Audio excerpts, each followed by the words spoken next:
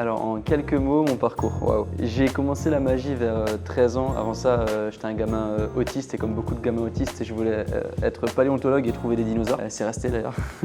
Si la magie ça s'arrête, je vais aller chercher des T-Rex. Après, vers mes 13 ans, j'ai commencé à faire des tours de magie dans une pizzeria à côté de chez moi. Je donnais des cartes avec mon numéro, tu vois, des trucs, cartes de visite à l'ancienne. Petit à petit, les gens me rappelaient pour des mariages, des divorces, je rigole pas. Et après, ça a commencé à fonctionner, quoi. Les gens me rappelaient et après, il y a eu la France Incroyable Talent en 2017. Sous la pression de mes potes qui m'ont dit fais-le, j'ai dit ok.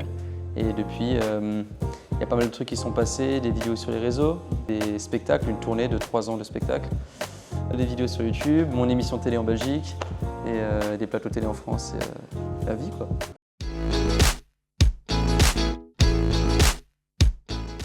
Les réseaux, c'est hyper important, je pense, dans n'importe quel milieu artistique aujourd'hui, dans le sens où ça te permet vraiment de pouvoir en vivre et de créer une communauté, de toucher un maximum de monde.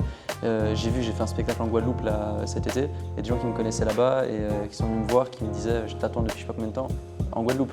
Et avoir sa tête à des milliers de kilomètres de chez soi, c'est une dinguerie. Donc ouais, je suis sur les réseaux, c'est un game changer énorme et je pense que c'est primordial aujourd'hui en tout cas.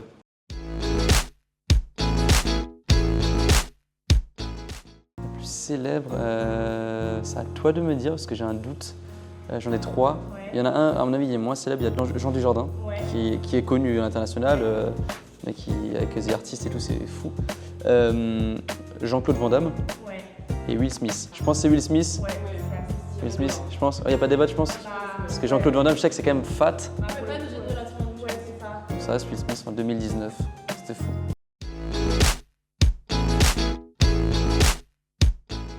Ouais, il y a des gens qui m'inspirent énormément. Il y a plein d'artistes dans le monde de la magie, mais pas que. Je suis un grand fan de plein de musiciens, plein de chanteurs, surtout les chanteurs. J'adore les chanteurs, j'adore. Je suis fanatique du rock, des chanteurs. Non, qu'est-ce que je peux te... Chester Bennington, chanteur de Linkin Park, j'adore, grand fan. Gerard Way, un peu moins connu, My Chemical Romance, mais quand tu connais. Après, dans le monde de la magie, Darren Brown, un mentaliste de fou. Dynamo aussi, j'ai grandi avec lui. Chris Angel un peu à l'ancienne aussi, un magicien de rue très fort. David Blaine aussi pour la street magie. Je pourrais te citer plein de gens comme ça. Mon père. Ah, je te jure.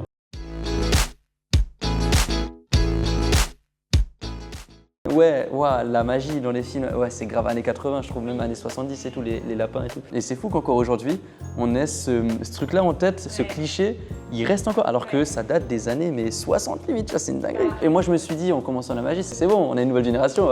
Et non, quoi, quand tu dis lapin, les gens ils font lapin, chapeau. Oh. Mais ok, alors pour répondre à ta question, non, je fais pas ça.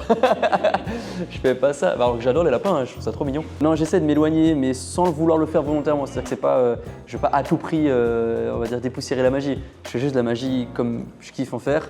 J'essaie d'être, en fait non, j'essaie même pas de me dire ok, je vais être moderne. Juste, je fais quoi, tu vois, je suis en mode dans l'air du temps. S'il y a des téléphones, je me dis autant faire des tours de magie avec des portables. Mais je me suis jamais dit je veux changer la magie. Non, je kiffe, c'est tout, ça me suffit. Je rate souvent des tours, mais ça se voit pas. Parce que je fais souvent semblant de rater des tours. Après, les gens se disent « Ah, il est en train de foirer ». Et puis après, il se passe un truc et j'arrive à... et je fais semblant. Mais du coup, quand je rate vraiment, les gens se disent « Ah, il fait semblant ». Et ce temps-là me laisse une marge de temps pour me rattraper. Mais du coup, j'ai déjà raté des tours. J'ai déjà failli me prendre une patate pour un tour de magie parce que le mec était énervé. Marre de pas comprendre. « Ah, moi aussi, je connais un tour. Hein. » Vraiment. Sinon, j'ai failli mourir dans une boîte en feu. Tu sais, l'escapologie, je me fais accrocher. Mais c'est sur YouTube. Hein. Mais à la fin, je m'en sors parce que je me téléporte. En mode DBZ, c'est incroyable.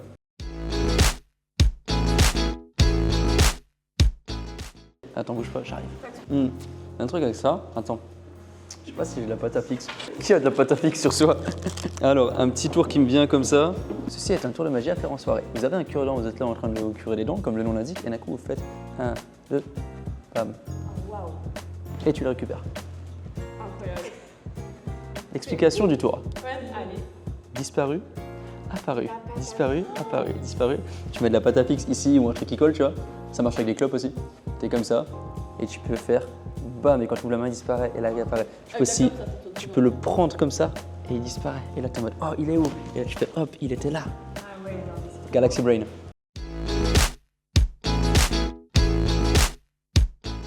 Bah écoutez, merci pour votre accueil, merci pour cette interview. Et si ma jeune carrière de magicien m'a bien appris un truc, c'est qu'il ne faut jamais rien lâcher. Donc si vous avez des rêves et des objectifs, allez-y à fond, kiffez, on a une vie. Allez, let's go.